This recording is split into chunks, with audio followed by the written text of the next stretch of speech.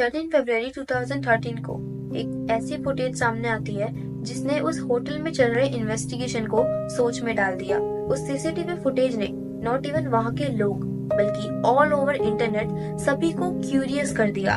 वो फुटेज इतनी popularity gain करती है कि सब इसके पीछे की स्टोरी जानना चाहते थे कि आखिर उस दिन एलिजा लैम ने ऐसा क्या देखा या कुछ ऐसा देखा जो हम नहीं देख पाए।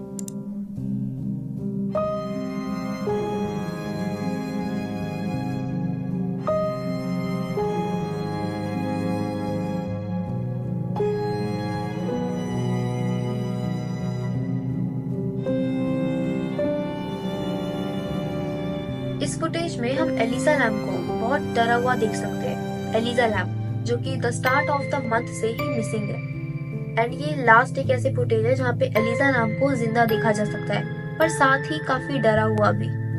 किसी तो चीज से भाग रही थी वो, पर क्या, वो आज तक नहीं पता। एलिजा लैम बोर्न ऑन 30 अप्रैल 1991, एक 21 ईयर ओल्ड कैनेडियन स्टूडेंट जो कि in the university of British Columbia में पढ़ रही थी। वो लॉस एंजल्स में सेसिल होटल में स्टे कर रही थी। जब एलिजा लैम उस होटल में आई थी तो उसे अपना रूम शेयर करना पड़ा था, बट कुछ दिनों बाद ही ड्यू टू सम रीजंस उसे उसका पर्सनल खुद का रूम अलग दे दिया गया।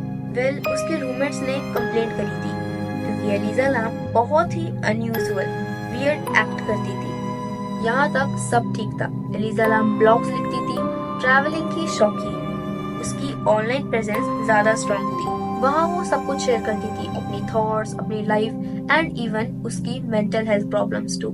यस, एलिजा लैम को मेंटली बहुत सी प्रॉब्लम्स फेस करनी पड़ती थी। From a very long time वो डिप्रेशन से सफर कर रही थी as well as bipolar disorder, जिससे उसे मूड स्विंग्स होना, आइसोलेट हो जाने का मन करना, बहुत सैड फील करना उसकी लाइफ में बहुत ही ज्यादा कॉमन हो चुका था। एलिजा लैम के पेरेंट्स इस बात से अवेयर थे। जब भी एलिजा लैम की एंजाइटी बढ़ जाती वो जाके बेड के नीचे छुप जाती थी एंड यही फैक्ट को इग्नोर नहीं किया गया एंड एलिजा लैम की मेडिकेशन शुरू हुई।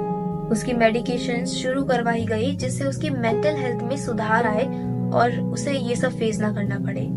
यहाँ तक सब कुछ ठीक चल रहा था पर अचानक से एक दिन कुछ ऐसा हो जाता है विच चेंज्ड एवरीथिंग।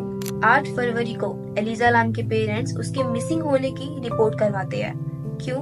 क्योंकि from the start of February Elisa Lam was missing. उसका कुछ अता पता नहीं कि वो कहाँ है, कैसी है, किसी को नहीं पता था।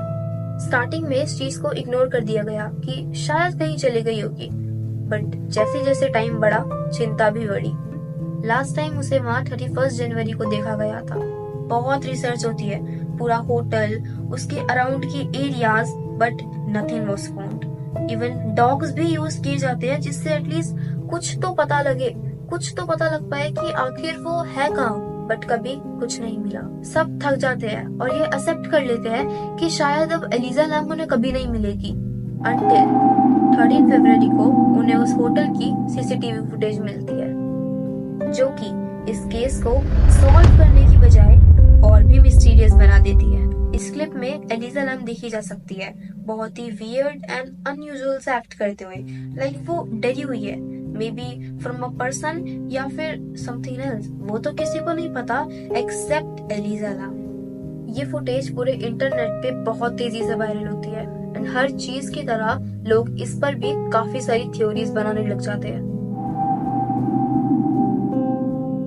कोई इसे पैरानॉर्मल से कनेक्ट करता है या तो कोई मेंटल इलनेस से, बट इसके बावजूद भी एलिजा लैम नहीं मिलती है क्योंकि उसकी डेड बॉडी 19 फरवरी को सेसिल होटल के एक टैंक में मिलती है। जब एक केस पर इन्वेस्टिगेशन चल ही रही थी, side by side Cecil hotel के कस्टमर से कंप्लेंट आ रही थी कि जो पानी यहाँ आ रहा है वो बहुत ही ज्यादा अनयूजुअल है। वहाँ पे ब्लैक वाटर आने लगा था और कहीं कहीं पे तो पानी ही नहीं आ रहा था। एक सुबह सेसिल होटल के कुछ वर्कर्स रूफ पे जाते हैं टैंक को चेक करने। रूफ पे 1000 गैलन्स के 4 टैंक्स रखे हुए थे जिसमें से एक टैंक में उन्हें फुल्ली डिकम्पोज्ड पानी की वजह से फूली हुई एंड पूरी ग्रीन बॉडी मिलती है and it was completely naked. उसके क्लोथ्स पानी पे फ्लोट कर रहे थे और ये वही क्लोथ्स थे जो एलिजा लैम ने उस सीसीटीवी फुटेज में पहन रखे थे। वहीं पे उसकी की एंड वॉच भी मिलती है। हालांकि एलिजा लैम का फोन कभी नहीं मिला। किसी को नहीं पता कि वो वहाँ कैसे पहुंची या किसी ने ये काम किया। वो आखिर कैसे उस टैंक को अपने आप खोल सकती है, और अगर खोल भी लिया तो वो कैसे उसके अंदर डूब गई। एंड अगर हम इन सब बातों को ना भी देखें तो सबसे पहले उस होटल में इतनी ज्यादा सिक्योरिटी थी, फिर भी वो आखिर रूफ पे पहुंच कैसे गई? Nobody knows। ये केस आज भी एक मिस्ट्री है। आफ्टर ऑटोप्सी पता लगता है कि उसकी बॉडी में लिटिल बिट ऑफ अल्कोहल मिला था एंड 2 अनप्रिस्क्राइब्ड ड्रग्स। काफी टाइम से एलिजा लैम ने अपनी मेडिसिन नहीं ली थी, इसलिए ये कहा जाता है कि शायद mental illness was the reason for her death, but यकीन कर पाना मुश्किल है। ये केस 2005 की ब्लैक वाटर फिल्म से काफी मैच होता है। एंड एक फैक्ट बताऊं तो सेसिल होटल एक रिकॉर्ड होल्ड करता है सुसाइड, किलिंग एंड मर्डर्स का। The famous serial killer Richard Ramirez ने भी उस होटल में स्टे किया था। एलिजाबेथ भी अपनी डेथ से पहले उस होटल में स्टे करी थी।